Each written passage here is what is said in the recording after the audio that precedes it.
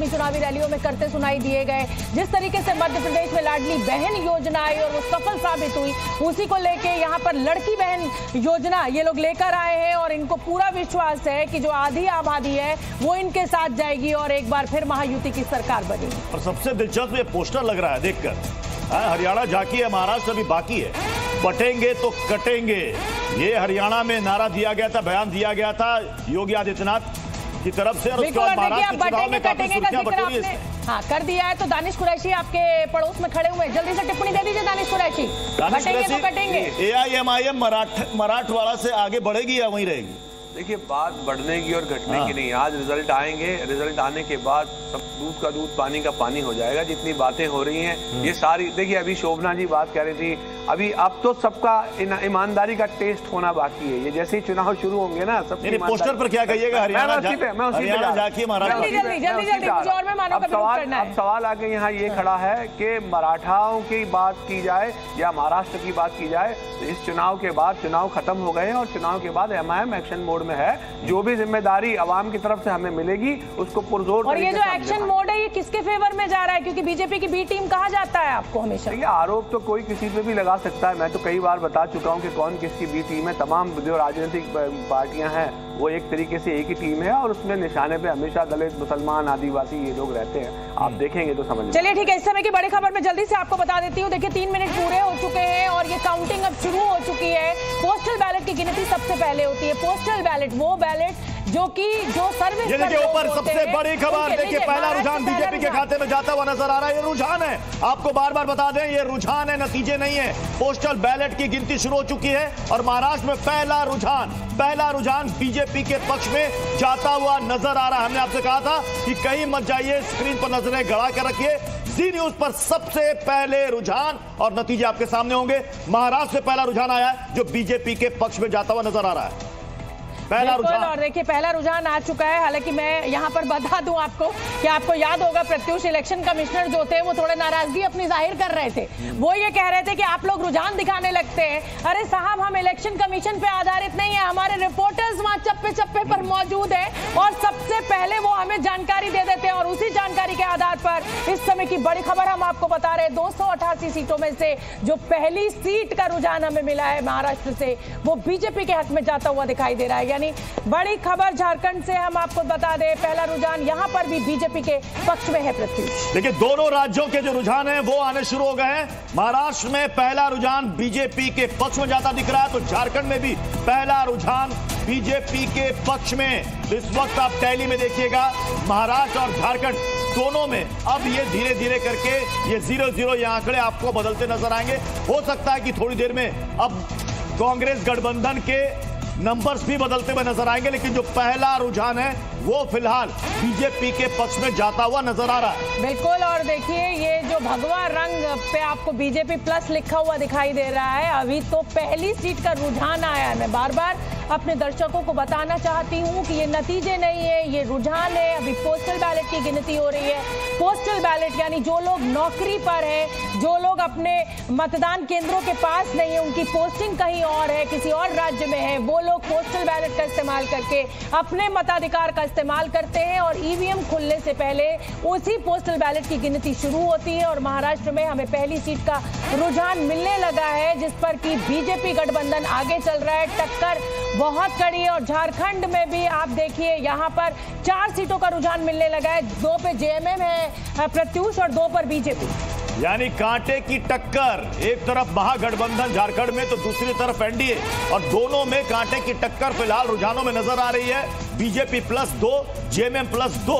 बड़ा दिलचस्प मुकाबला है। और इस बार भी जो एग्जिट पोल हुए हैं उसमें ही कहा जा रहा है कि कांटे की टक्कर है दोनों ही स्टेट में। बिल्कुल। और देखिए यहाँ पर कांटे की टक्कर मैं इसलिए भी कह रही हूँ कि एंटी इनकम्बेंसी का नुकसान जरूर जेएमएम को हो सकता है, लेकिन हेमंत सोरेन की गिरफ्तारी जो है उसने कहीं ना कहीं आदिवासी समाज को एकजुट किया है, जैसा कि दावा झारखंड मुक्ति मोर्चा कर रहा है। तो जमीन पर अब वोटर का क्या मूड है, क्या सच में आदिवासियों ने इसको अपनी नाक जल्दी से देखिए, शोभना बता दें, ऊपर देखिए महाराष्ट्र में कांग्रेस प्लस यानी कि महाविकास आघाड़ी के पक्ष में भी एक यहां पर जा रहा है रुझान। एक जो हम कह रहे हैं ना कि कांटे की टक्कर महाराष्ट्र में, वो दिखना शुरू हो चुका है। ऊपर देखिए स्क्रीन पर महाराष्ट्र में दो रुझान सामने आए, एक बीजेपी प्लस के हक में और दूसरा कांग्रेस प्लस के हक में। बिल्कुल ठीक है। और यानी देखिए बराबर मेरे साथ वरिष्ठ पत्रकार अभिज्ञान जुड़ गए और महाराष्ट्र मामलों पे अच्छी पकड़ रखते हैं। अभिज्ञान जल्दी बताइए, महाविकास आघाड़ी या महायुति, एक शब्द में जवाब।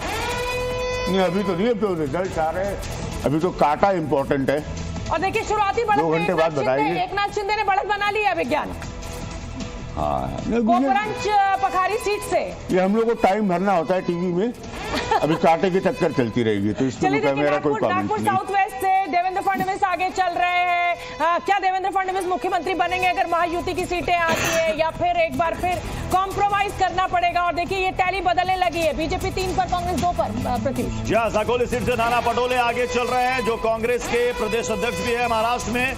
यानी कि जितने भी हेवी वेट जो भी उम्मीदवार हैं वो फिलहाल बढ़त बनाए हुए हैं। संगमनेर सीट से आगे चल रहे हैं बाला साहब थोराट आगे चल रहे हैं।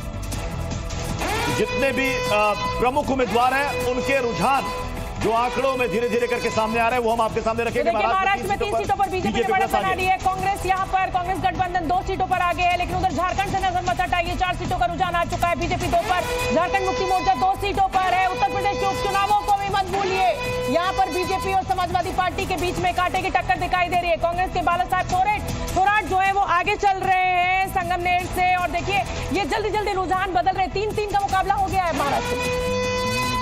अब ये देखिए आपके सामने अब यूपी उपचुनाव के भी रुझान आने शुरू हो गए हैं। शरद पवार गुट के जयंत पाटिल को बढ़त मिल चुकी है। इस्लामपुर सीट से जयंत पाटिल आगे चल रहे हैं। फिलहाल पोस्टल बैलेट की इस वक्त गिनती हो रही है। डिप्टी से अजित पवार भी आगे चल रहे हैं। बारामती सीट में उनका मुकाबला अपने भतीजे से ही है। शरद पवार ने उनके भतीजे को सामने उतारा है। कांग्रेस के पृथ्वीराज चौहान आगे चल रहे हैं। करार सीट से वो आगे बढ़त बनाए हुए हैं। तो इस वक्त आपके सामने जल्दी सब रुझान रख रहे हैं। साथ ये टैली जो है वो बराबरी पर है। और अगर उत्तर प्रदेश उपचुनाव की बात की जाए तो यहाँ भी 1-1 का मुकाबला जो है वो चुनौती भरा। झारखंड में भी 2-2, यानी कुल मिलाकर अभी किसी की बढ़त नहीं, सब बिल्कुल कांटा। तराजू में अगर तोलेंगे तो बिल्कुल दोनों तरफ 100-100 ग्राम का वजन है और कांटा एकदम बीच में है। जी हाँ, अभी इस तरीके से कह सकते हैं कि फिलहाल ये वार्म अप है। थोड़ी देर के बाद पता चलेगा कि रेस में कौन किसने आगे बढ़त बनाई। राज ठाकरे के बेटे हैं अमित ठाकरे, ये भी आगे बढ़त बनाए हुए हैं। माहिम सीट से इनको उतारा गया है और इनके सामने शिवसेना उद्धव गुट ने भी उम्मीदवार उतार दिया है। महाराष्ट्र के रुझानों से जुड़ी बड़ी खबर आपको बता रहे हैं। इस समय काउंटिंग सेंटर की तस्वीरें आपको दिखा रहे हैं। ये देखिए, ये ईवीएम जो कंट्रोल रूम, स्ट्रांग रूम में होती है, तो ये उस समय की तस्वीरें हैं। और अब चूंकि पोस्टल बैलेट की गिनती शुरू हो चुकी है। बांद्रा ईस्ट से जीशान सिद्दीकी, देखिए अभी आप जानते हैं कि किस तरीके से इनके पिता का इंतकाल हुआ, हत्या की गई, और जीशान सिद्दीकी यहां से आगे चल रहे हैं एनसीपी से। कटेरी से बीजेपी के धर्मराज निषाद आगे हैं। आपको बकायदा उम्मीदवारों के नामों के साथ बता रहे हैं कौन कहां आगे कौन कहां पीछे। कटेरी से समाजवादी पार्टी की सोमावती पीछे चल रही है। बिल्कुल देखिए, झारखंड में आंकड़ा बदल गया। 6 सीटों पर बीजेपी गठबंधन ने बढ़त बना ली है। कांग्रेस 5 सीटों पर है। झारखंड में देखिए 5 के साथ बीजेपी यहाँ पर कांटे की टक्कर देती हुई दिखाई दे रही है। लेकिन अभी फिलहाल बढ़त बना ली है। फूलपुर से एसपी के मुस्तफा आगे चल रहे हैं और कुंदरकी से एसपी के रिजवान अहमद आगे चल रहे हैं। प्रत्युष देखिए, कुंदरकी से बीजेपी के रामवीर सिंह पीछे चल रहे हैं कुंदरकी सीट से। और इसके अलावा आपको बता दें कि बाकी जो उम्मीदवार हैं उनके भी नाम हम आपको बता रहे हैं। कहां से बाई इलेक्शन में कौन आगे कौन पीछे। मझवा से बीजेपी की सुष्मिता आगे चल रही है। बिल्कुल, संजीव शर्मा गाजियाबाद से बीजेपी के उम्मीदवार आगे चल रहे हैं। हाँ, गाजियाबाद परंपरागत सीट है बीजेपी की। यहाँ पे मुझे बिल्कुल हैरानी नहीं हो रही है। समाजवादी पार्टी के कैंडिडेट यहाँ से पीछे चल रहे हैं। और गाजियाबाद में हमेशा बीजेपी जीतती रही है। करल से समाजवादी पार्टी के तेज प्रताप आगे चल रहे हैं। करल जो है परंपरागत सीट है समाजवादी पार्टी की, और अगर यहाँ से वो आगे बढ़त बनाए हुए तो इसमें भी कोई हैरानी नहीं है। तो यहाँ पर आप देखिए बीजेपी एक, लेकिन समाजवादी पार्टी में 2 सीटों पर समाजवादी पार्टी ने बढ़त बनाई हुई है। यूपी में 1 सीट पर बीजेपी आगे चल रही है। कुल 9 सीटों पर उपचुनाव हुए हैं, जिसमें से अगर आप एनडीए गठबंधन को देखेंगे तो उसके खाते में लगभग 5 सीट थी, 4 सीट गई थी समाजवादी पार्टी के खाते में। खैर से समाजवादी पार्टी की चारू कैन पीछे चल रही है। हालांकि खैर सीट बीजेपी की सीट मानी जाती है। बीजेपी ने यहां पर जीत दर्ज की थी। इस बार साख प्रतिष्ठा की लड़ाई इसलिए कहा जा रहा है कि कौन अपनी सीटों को बचा पाता है, कौन नई सीट में सेंधमारी कर पाता है। बिल्कुल, मीरापुर से समाजवादी पार्टी के कैंडिडेट पीछे चल रहे हैं। यानी आप समझ लीजिए मीरापुर, जहां पर हिंसा की तस्वीरें मिली थी, बंदूक तानने की तस्वीरें भी दिखी थी, अखिलेश यादव हमलावर थे, उसी मीरापुर सीट से समाजवादी पार्टी की जो प्रत्याशी है वो पीछे चल रही है। जहां इस वक्त आपको बता रहे हैं यूपी बाई इलेक्शन में जहां पर सबसे ज्यादा हंगामा देखने को मिला था, अखिलेश यादव ने अपने तमाम कार्य